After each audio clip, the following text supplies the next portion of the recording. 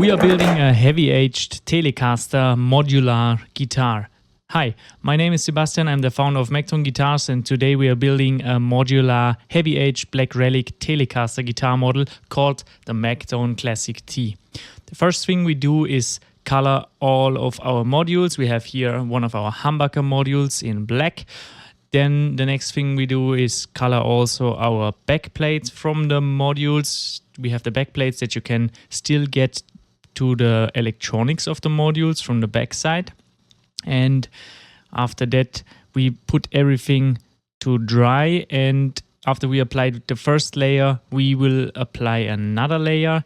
What I'm doing right now, after the whole body is completely black, is first make the surface feel super smooth and soft. We do this with sanding with a very, very low grit, and afterwards checking that everything is fine. And now one of the most interesting parts starts. After the body is completely finished, we start sanding it down pretty hard.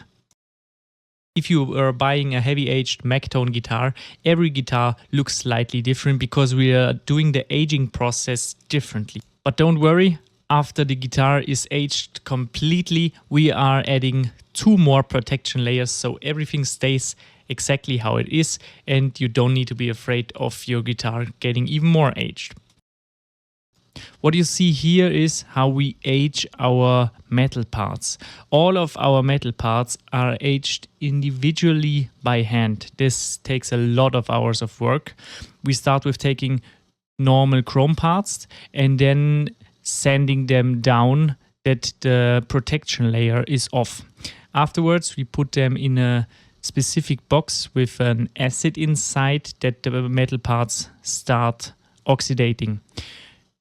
We let them in there for a few days, and after a few days we take them out and start sanding them again, put them in there again, and once again start sanding. The whole process of aging all of the mechanics and all of the metal parts typically takes a few days until everything looks as it comes from a guitar which is 50 years or older.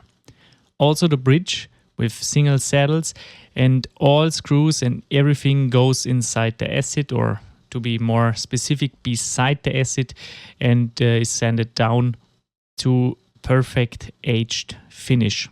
The aging process works best on silver parts, but we've also tried it with black parts and gold parts, but the old rusty look of the mechanics and the metal parts works best in generally on silver parts.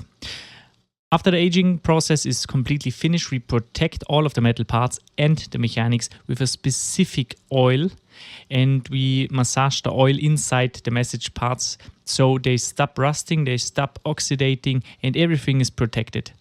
Remember, you want to have a guitar that looks old but doesn't feel old and doesn't get more old. Here you see now one of our finished modules. The aging process of this module is already finished. We also age the modules by hand. This means that every module, every heavy aged guitar, doesn't matter if it's a Strat style or Tele style, looks completely different. We apply our electronics. We already pre-wired this earlier. Check out our profile for different video if you want to see how we are wiring them. And we use the aged metal parts, of course, also. We apply the potentiometers, a 3-way switch, and in this case we have 2 humbuckers that we put in our module. Also, we are using screws which are slightly aged, that the optic of the whole module and the mechanics fit together.